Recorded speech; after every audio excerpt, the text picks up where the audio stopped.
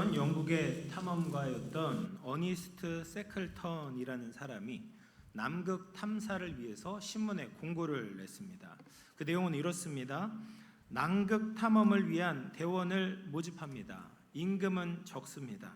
혹독한 추위와 몇 달 동안 이어지는 위험과 싸워야 합니다. 무사히 집으로 돌아갈 수 있는 보장도 없습니다. 다만 성공할 때에 명예와 영광을 얻게 됩니다. 당시 남극은 유럽에서 약 한 달간 여행해야 되는 굉장히 긴 여정이었습니다. 그리고 지금처럼 내비게이션이 있던 시대도 아니기 때문에 나침반 하나, 지도 하나 의존해가지고 아주 위험한 항해를 떠나야 했던 것이죠. 근데 놀라운 점은 이 모집 공고를 보고 지원한 사람이 약 5천 명이 넘었다고 합니다. 너무 놀랍지 않습니까? 누가 시키지도 않았는데 그 고생길을 왜 5천 명이 넘는 사람들이 지원하게 되었을까요? 남극 탐험의 비전을 마음의 눈으로 보게 되는 것이죠.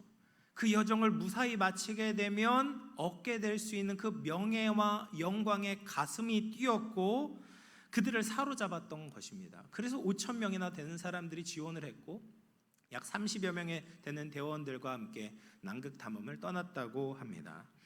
오늘 본문에서도 하나님의 비전을 영적인 눈으로 발견하고 가슴 뛰었던 한 사람이 등장합니다. 바로 이사야 선지자이죠. 위대하신 하나님의 부르심을 받고 온 인생을 하나님께 던졌던 이사야는 지혜롭고 아름다운 믿음의 사람이었습니다. 우리도 이런 성도들이 되기를 바랍니다. 이미 사망 권세를 정복하시고 승리하신 예수 그리스도의 깃발을 바라보며 그분을 따라가기를 소망합니다. 그곳에는 실패가 아니라 성공이 기다리고 있고 부끄러움이 아니라 하나님 나라의 명예와 영광이 있음을 바라보며 주님과 함께 믿음의 항해를 할 수 있는 저와 여러분 되기를 주님의 이름으로 축원합니다. 오늘 본문의 시간적인 배경은 우시야 왕이 죽던 해입니다. 여러분, 우시야 왕은 남유다의 10번째 왕이었습니다. 16세의 왕위에 올라서 52년간 남유다를 다스렸습니다. 그는 국방을 튼튼히 했고요. 그리고 농업과 목축업을 장려하면서 경제적인 부흥을 이끌었습니다. 그래서 솔로몬 시대 이후에 가장 부강했던 시기가 바로 우시야 왕이 다스렸던 시기였습니다. 근데 그렇게 왕으로서 위대한 업적을 남겼는데 그의 노년에 교만이 찾아오게 됩니다. 그래서 제사장만 드려야 되는 그 성전의 분향을 자신이 스스로 드리려고 하다가 나병이 걸리게 되었고 결국에는 별궁에 격리되어 쓸쓸한 죽음을 맞이하게 되었습니다. 그리고 심지어 왕의 묘실에도 묻히지 못하게 되었던 것이죠. 그래서 비록 말년에는 이렇게 수치를 당하긴 했지만 우시야는 모든 백성들이 좋아하고 존경하는 왕이었습니다. 그래서 이 우시야 왕이 죽는다라는 것은 유대인들에게, 이스라엘 백성들과 이사야에게 굉장한 충격으로 다가왔던 것이죠. 52년 유다를 지탱하고 있었던 그 기둥이 무너진 것 같았을 것입니다. 가정의 기둥과 같은 아버지가 사라지는 것 같은 상실감과 불안함이 찾아왔던 것이죠. 근데 그때 이사야는 하나님의 영광스러운 모습을 성전에서 보게 되었습니다. 높고 위대하신 하늘 보좌에 앉으신 하나님을 만나게 되었습니다. 우시야라는 인간 왕은 죽었지만 이스라엘을 다스리시는 진정한 왕이신 하나님은 영원토록 그 보좌에 앉으시고 이스라엘을 다스리고 계신다라는 것을 깨닫게 되었다라는 것이죠. 그러면 이사야가 마주했던 그 하나님의 영광스러운 모습이 무엇이었는가? 이사야는 하나님의 거룩하심과 은혜를 경험하게 되었습니다. 하나님의 모습을 묘사하면서 본문 말씀은 세 가지가 가득했다라고 이야기를 합니다. 먼저는 옷자락이 성전에 가득했다라고 기록합니다. 고대 근동 사회에서는 왕이 입은 옷자락은 왕의 신분과 통치권을 상징했습니다. 근데 이사야가 보니까 성전에 하나님의 옷자락이 가득했다라는 것이죠. 하나님은 성전에서 찬양과 예배를 받으실 뿐 아니라 온 우주의 통치자이심을 보여주고 있습니다. 뿐만 아니라 영광의 찬양 소리가 가득했습니다. 이사야서 6장 3절 말씀을 보시면 같이 읽어봅니다. 시작. 서로 불러 이르되 거룩하다 거룩하다 거룩하다 만군의 여호와여 그의 영광이 온 땅에 충만하도다 하더라. 이사야는 6날개를 가진 스랍들의 찬양 소리를 듣게 되었습니다. 이 스랍들이 둘로는 두 날개를 가지고는 자신의 얼굴을 가리고 두 날개를 가지고는 자신의 발을 가리고 두 날개로 날면서 하나님을 찬양했다라는 겁니다. 이 스랍들은 천사를 의미합니다. 천사인데 그래서 죄가 없어요. 그리고 인간을 압도할 만한 영적인 존재였습니다. 그런데 그들이 하나님의 찬란한 영광 앞에서는 그들의 얼굴을 가릴 수밖에 없었다라는 것이죠. 그리고 두 발을 가렸다라는 것은 겸손을 상징합니다.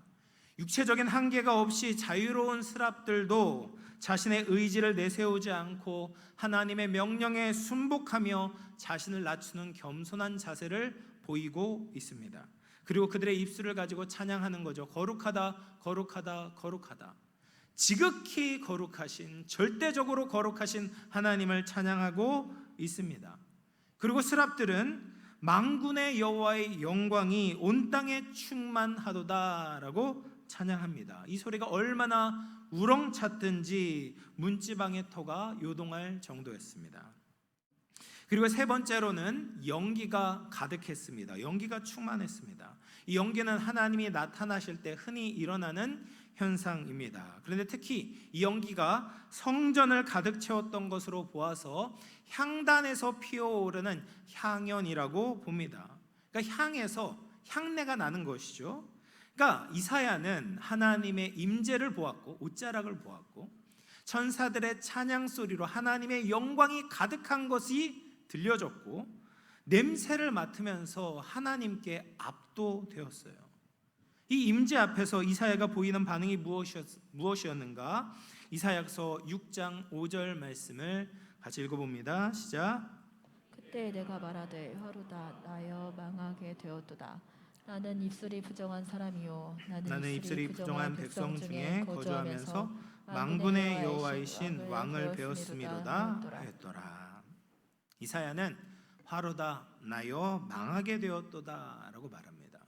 거룩하신 하나님 앞에 서게 될 때 인간이 가장 먼저 보이는 반응은 난 망하게 되었구나, 난 죽게 되었구나 라는 반응입니다. 흠과 티가 없으시고 거룩하신 하나님의 영광 앞에 서게 될 때 자신이 얼마나 부족하고 모자란 존재인지를 깨닫게 되는 것이죠. 스랍들도 자신의 얼굴과 발을 가려야 되는데 자신의 죄를 가릴 수 있는 어떤 것도 없는, 그렇게 하나님 앞에 고스란히 노출된 그런 상황에서 이사야는 두려움을 느낄 수밖에 없었습니다. 그리고 자신의 입술이 부정하다라고 말합니다. 이사야는 감히 입을 열어 하나님을 찬양할 자격조차 없다라고 느껴졌습니다. 물론 이사야는 나쁜 사람이거나 범죄자가 아니었죠. 하나님의 부르심을 받기 전에도 괜찮은 사람이었습니다. 일반적인 사람들과 비교할 때 더 도덕적이고 더 깨끗한 사람이었습니다. 그런데도 자신의 마음에서부터 표현된 그 많은 말들을 생각할 때 하나님 앞에 너무나도 부끄럽고 더럽다라고 생각되는 거죠. 그래서 이 부정한 입술로 감히 거룩하신 하나님을 찬양할 수 없다라고 괴로워하는 겁니다. 근데 그때 스랍 중에 하나가 제단에서 핀 숯을 가져다가 이사야의 입술에 댑니다. 제단에서 가져왔다라는 것은 제물이 드려지는 그곳에서 이사야의 입술을 정결케 하신 하나님의 은혜를 보여주는 겁니다. 하나님은 대속의 은혜를 통해서 이사야의 모든 죄를 정결케 하시는 것입니다. 그리고 선언하는 것이죠. 이사야 6장 7절 말씀을 보면 그것을 내 입술에 대며 이르되 보라 이것이 내 입에 닿았으니 내 악이 제하여졌고 내 죄가 사하여졌느니라 하더라. 여러분, 우리는 하나님과 이사야의 만남을 통해서 하나님이 어떤 분인지 알아야 합니다. 우리는 너무 하나님을 쉽게 생각합니다. 가볍게 여기고 함부로 대합니다. 하나님의 말씀에 대한 경외감이 부족합니다.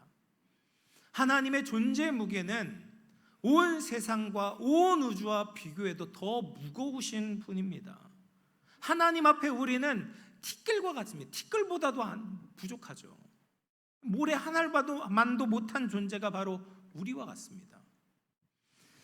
그 하나님 앞에서 우리는 죄인입니다. 멸망받을 수밖에 없습니다. 그런데 하나님은 지금도 그분 앞에 나와 나의 죄와 나의 부정을 고백하며 엎드리는 자에게 은혜를 베풀어 주시는 겁니다. 대속의 은혜로 우리의 죄를 정결케 하시고 우리를 용서해 주십니다. 이 하나님의 거룩하심과 은혜를 믿음의 눈으로 바라보는 것입니다. 이사야도 하나님의 영광을 육신의 눈으로 본 것이 아니라 영적인 눈으로 보았습니다. 이사야뿐만 아니라 하나님께 쓰임받았던 수많은 믿음의 선배들도 하나님의 영광과 은혜를 깨달았습니다. 요한복음에서 예수님에 대해서 이렇게 말합니다. 요한복음 1장 14절 말씀 같이 읽어봅니다. 시작. 말씀이 육신에 되어 우리 가운데 거하심에 우리가 그의 영광을 보니 아버지의 독생자의 영광이요 은혜와 진리가 충만하더라. 예수님은 하나님의 영광을 온전히 반영하시는 분이시죠. 예수님이 하나님이시기 때문에 그렇습니다. 그럼에도 예수님을 통해서 하나님의 영광을 본 사람도 있고 보지 못한 사람도 있다라는 겁니다. 예수님을 외적으로 보면 너무나도 초라했습니다. 뭐 잘생기거나 빛이 나고 그런 것이 아니었어요. 행색이 초라했습니다. 그래서 바리새인들을 비롯한 많은 사람들이 예수님을 멸시했습니다.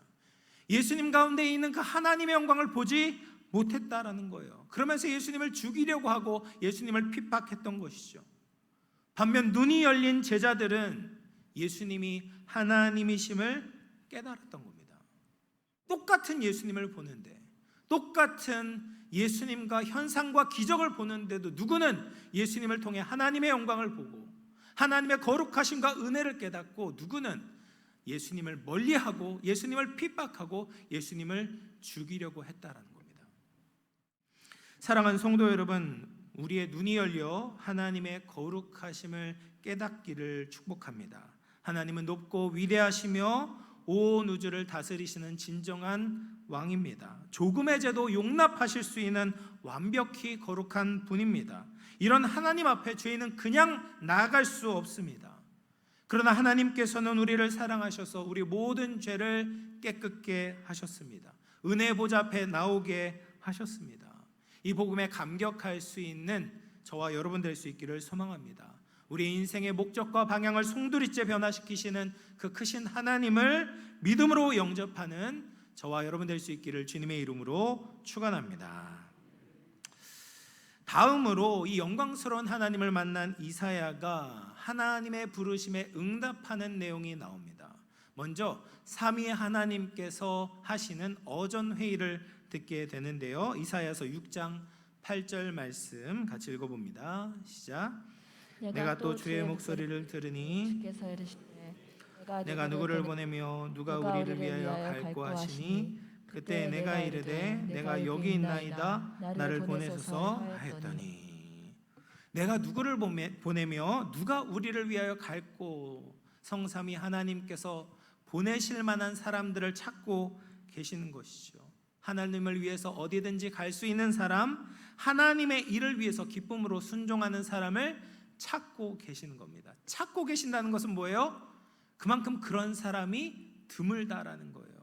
그런 사람들이 많다면 찾을 필요가 없겠죠. 그런데 하나님의 음성을 듣는 사람이 없는 겁니다. 하나님의 마음과 하나님의 필요에는 무관심하고 수많은 사람들이 자신의 필요에만 움직이고 있다라는 겁니다. 이사야는 그 음성을 듣고 내가 여기 있나이다 나를 보내소서라고 대답합니다. 이사야가 대답할 때 하나님의 은혜에 감사하는 마음으로 대답했겠죠. 그리고 겸손하게 대답했을 겁니다. 주님, 제가 여기 있는데 이런 부족한 저라도 괜찮으시면 저를 보내십시오 라는 심정으로 대답했던 것입니다. 여러분, 우리가 하나님을 제대로 만나지 못하면 이렇게 반응할 수 없습니다. 하나님의 일을 한다고 하는데 억지로 끌려다닙니다. 하나님의 일을 하는데 마지못해 합니다. 그리고 마치 자신이 대단한 것을 희생한 것처럼, 하나님께 무엇인가를 해드린 것처럼 착각을 합니다. 그러나 우리가 어디에서 왔는지, 어떤 은혜를 받았는지 제대로 알게 된다면 이사야와 같은 고백이 나오게 된다라는 것이죠. 주님, 내가 여기 있으니 나를 보내십시오. 여러분, 우리는 이 고백을 세 부분에서 적용할 수 있을 겁니다. 먼저 교회에서 직분이나 봉사나 사역을 감당할 때 우리는 이렇게 고백해야 됩니다. 교회는 교육자들로 이루어진 공동체가 아니죠. 목회자와 성도들이 함께 세우는 공동체입니다.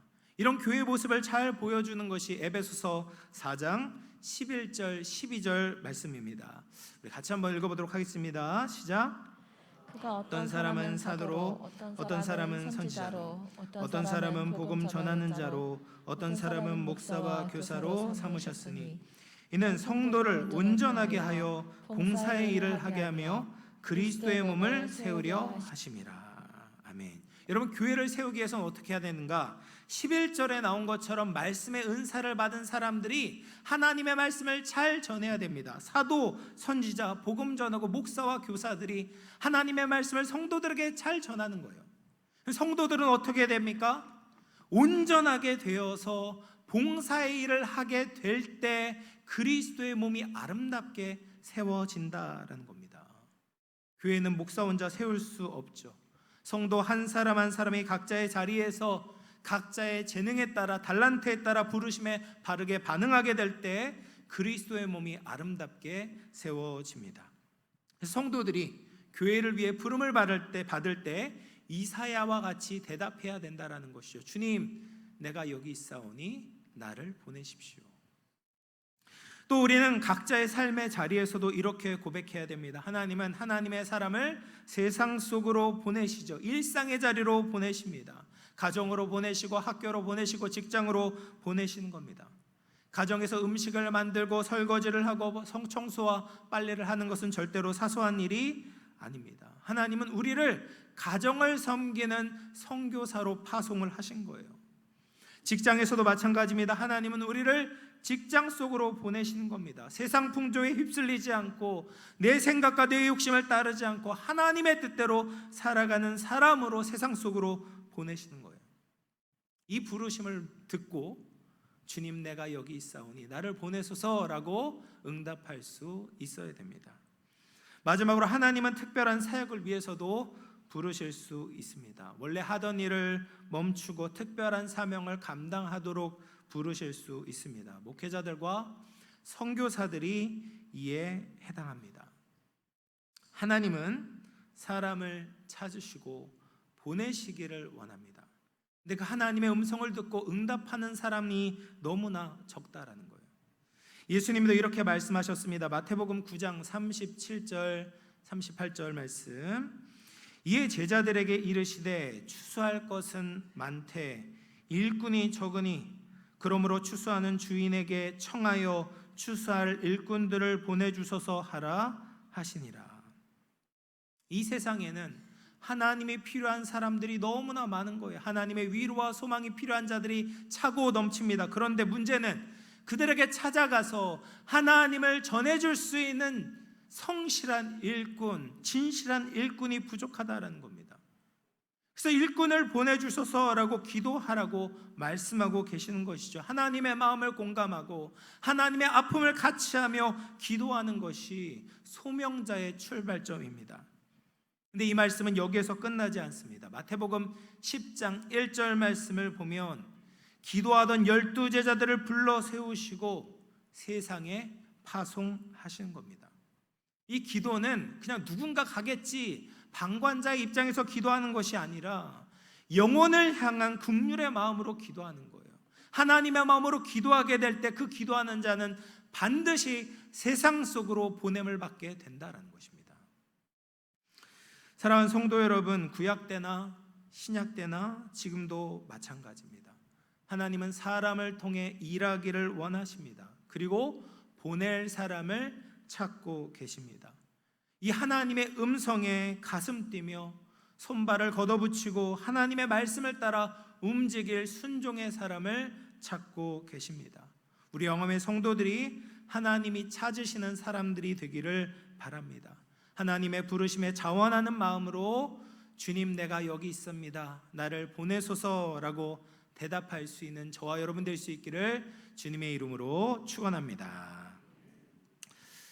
마지막으로 우리가 살펴볼 것은 하나님께서 이사야를 부르셔서 어떤 일을 맡기셨는가입니다.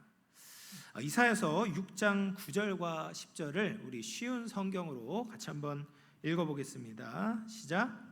그러자 주께서 말씀하셨다. 가서 이 백성에게 전하여라. 너희가 듣기는 들어도 알지 못하고 보기는 보아도 알아보지 못할 것이다. 너는 이 백성을 고집센 백성으로 만들어라. 그들의 귀를 닫고 그들의 눈을 어둡게 하여 듣고 보아도 깨닫지 못하게 하여라. 혹시 그들이 눈으로 보고 귀로 들어서 마음에 깨달음이 생겨 내게 돌아와 고침을 받을까 걱정된다. 걱정된다. 이 말씀을 오해하면요, 하나님께서 정말 이스라엘 백성들이 돌아올까 봐 걱정하는 것으로 오해할 수 있어요. 하나님이 수수께끼 같은 말씀을 전하게 하셔서 이스라엘 백성들이 들어도 알지 못하게 만드는 것처럼 오해할 수 있어요. 그러나 하나님은 그런 분이 아니세요. 이사야서 전 문맥을 보면 하나님은 그렇게 하지 않았습니다. 하나님은 이스라엘 백성들을 위해서 모든 은혜를 베푸셨죠.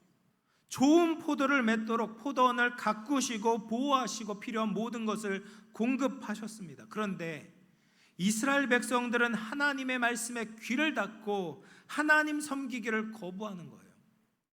그래서 이사야서 5장 19절에 보면 이렇게 말합니다. 그들은 이스라엘의 거룩하신 분을 비웃기까지 한다.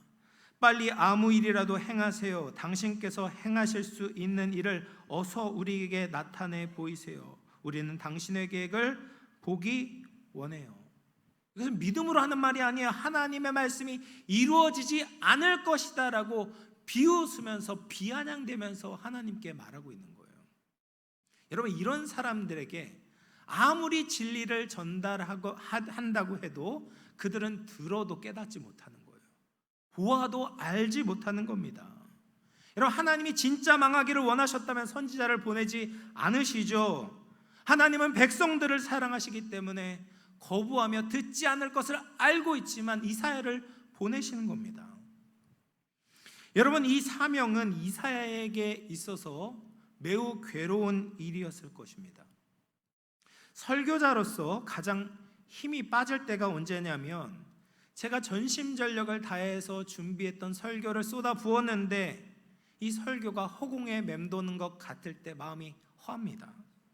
성도들의 마음을 터치하지 않고 삶에도 어떤 영향을 미치지 않은 것처럼 보일 때, 그냥 설교가 흘러가게 될 때 내가 과연 무엇을 하고 있나 이런 생각이 들 때가 있어요. 근데 그 반대가 될 때 목회자로서 가장 행복합니다.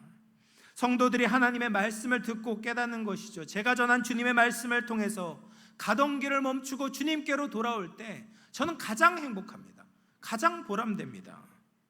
근데 지금 이사야에게 말씀하시는 거예요. 네가 아무리 전한다고 해도 그런 열매를 보지 못할 것이다. 평생토록 하나님의 말씀에 헌신하는데 이스라엘 백성들은 듣고도 돌아오지 않을 것이다 라고 말씀하고 계세요. 너무한 것 아닙니까? 아무도 알아주지 않는데, 인정해주지 않는데 그 길을 가라는 겁니다. 이 땅에서 헛수고처럼 보이는 삶을 살라고 하십니다. 그런데 이사야는 그 주님의 말씀에 순종합니다. 제가 2주 전에 한 선교사님을 만났습니다. 대학교 선배이신데 지금은 중국 선교사로 사역을 하십니다. 거의 25년 만에 만나서 그동안 지냈던 이야기들을 쭉 함께 나누었습니다. 그래서 선교사로 파송을 받고 약 20년 동안 중국에서 캠퍼스 사역, 대학생 사역을 하고 계십니다. 그런데 코로나 때 굉장히 힘든 시간을 보냈다라고 고백하십니다. 이 선교사님의 표현에 따르면 인생의 재난과 같은 시간이었다라는 것이죠. 왜 그렇게 힘들었는가? 한 텀 사역을 마치고 이제 안식년을 보낼 때가 되었다고 합니다. 그래서 안식년에 무엇을 할까 기도하고 고민하면서 결정을 내린 것이 이 말레이시아에 가서 그 신학교가 있는데 거기에 가서 1년 동안 공부를 해야 되겠다 계획을 세우고 이제 옮긴 거예요. 가족들과 함께 옮겼습니다. 근데 말레이시아에 들어가자마자 코로나가 터진 거예요. 공부를 하러 갔지만 비대면으로 전환이 되면서 원하던 공부를 할 수 없게 된 겁니다. 그리고 또 중국 선교지로 돌아오고 싶어도 돌아오는 길이 다 막히게 된 거예요. 입국 제한이 된 거예요. 그러면서 아무것도 할 수 없는 3년이라는 시간이 흘러가게 된 거죠. 더 가슴이 아픈 것은 사춘기였던 가장 민감한 시기였던 두 아들들이 낯선 땅에서 3년이라는 시간을 보내게 된 겁니다. 그러면서 수많은 상처를 안게 된 거예요. 그리고 이분도 정말 활동적인 분이신데 손발이 묶이고 아무 사역도 할 수 없었던 겁니다. 그런 상황에서 하나님께 기도하는 거예요. 하나님, 이제라도 아니라고 하시면 중국이 아니라 다른 곳으로 가겠습니다. 기도를 했어요. 근데 하나님은 아직 중국에서 할 일이 남아있다라고 응답을 하시는 겁니다. 그래서 그렇게 3년을 보내고 다시 중국에 들어가 보니까 자신이 사역했던 공동체가 뿔뿔이 흩어지게 된 거죠. 아무것도 남지 않은 겁니다. 그리고 중국에서 캠퍼스 사역을 하는 환경은 더 어려워지게 되었다고 해요. 과거와는 다르게 이 대학에 아무나 들어갈 수도 없었고 중국이 발전하면서 학생들이 복음을 받아들이는 그 마음밭도 더 강팍해졌다라고 이야기를 합니다. 여러분, 세상적인 시각으로 보면 이 선교사님은 성공자가 아니라 실패자일 겁니다. 수백 명이 모이는 청년들이 있는 것도 아닙니다. 자녀들도 사춘기의 상처가 고스란히 남았습니다. 모은 돈도 없고 가진 집도 없고 시간은 많이 흘렀습니다. 그런데 하나님의 시각으로 보면 과연 이 선교사님을 실패자라고 하실까요? 당장 번듯한 열매가 없다고 해도 하나님의 부르심을 따라 순종하며 충성한 그분을 하나님께서 기뻐하시리라고 확신합니다. 근데 우리의 인생에도 이와 비슷한 때가 있다라는 것이죠. 하나님의 부르심을 따른다고 하는데 늘 사람들이 부러워하고 우러러볼 만한 성공을 거두는 것은 아닌 겁니다. 하나님을 의지하여 사역을 했는데 함께하는 성도들이 많지 않을 수 있습니다. 하나님이 부르셔서 가정을 열심히 돌봤는데 자녀들이 내 맘처럼 그렇게 살지 않는 겁니다. 하나님의 부르심을 따라 직장 생활을 열심히 했는데 누구도 알아주지 않고 개독교라고 손가락질을 받을지도 모릅니다. 그런 결과를 마주하며 답답할 때 우리는 이사야를 봐야 된다라는 것이죠. 이사야를 통해서 말씀하시는 것이 무엇입니까? 그래도 그 길을 가라는 겁니다. 내가 원하는 열매를 얻지 못해도 하나님이 보내시면 가는 겁니다. 당장 거두지 못해도 하나님이 원하시면 그 자리를 지키고 하나님의 말씀을 살아내라는 것입니다. 그 부르심을 따라 순종하면 그 충성이 바로 열매다. 그 충성을 들어 하나님이 사용하시겠다라는 거예요. 이사야서 6장 13절 마지막 절을 보면 하나님은 거룩한 씨, 구루터기에 대해서 말씀을 하십니다. 이 거룩한 씨란 믿음을 지킨 남은 자들을 의미하기도 하고 궁극적으로는 예수 그리스도를 예표합니다. 예수님을 통해서 새로운 하나님의 나라가 이루어질 것을 이사야에게 보여주고 계시는 겁니다. 여러분, 이사야의 사역의 소망은 예수님이셨다라는 거예요. 우리의 소망도 예수님이셔야 됩니다. 이사야는 비록 생전에 열매를 거두지 못했지만 700년 후에 예수님의 탄생과 사역을 가장 구체적으로 생생하게 예언했던 선지자였습니다.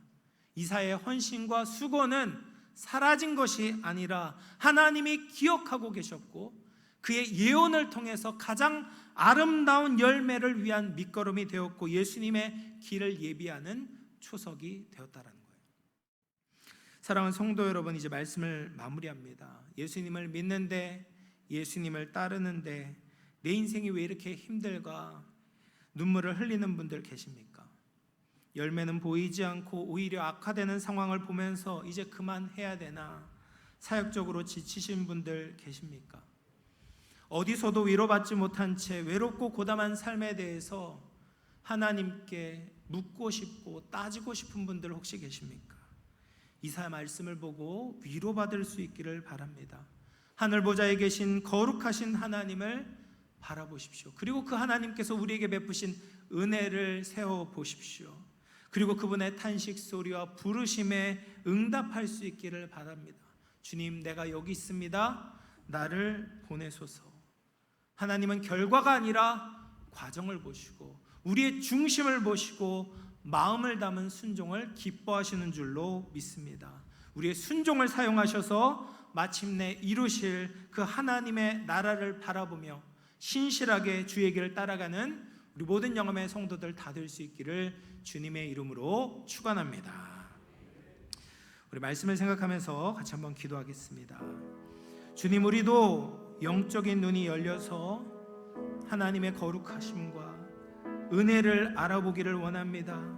성전을 자주 갔던 이사야도 눈이 열렸을 때 비로소 영광을 보았던 것처럼 우리도 예수님을 통해 그 거룩하신 하나님을 보게 하여 주옵소서. 나를 사랑하셔서 베푸신 은혜에 감격하게 하여 주옵소서. 그 하나님의 부르심을 따라 아무리 어렵고 힘든 길이어도 주님, 내가 여기 있으니 나를 보내소서 고백하며 주님을 따라가는 우리 모두가 되게 하여 주시옵소서. 말씀을 생각하며 우리 간절히 기도로 나가도록 하겠습니다. 기도하겠습니다. 살아계신 하나님 아버지, 감사합니다. 하나님 아버지, 오늘 사랑하는 성도들과 함께 이사야 말씀을 나누었습니다.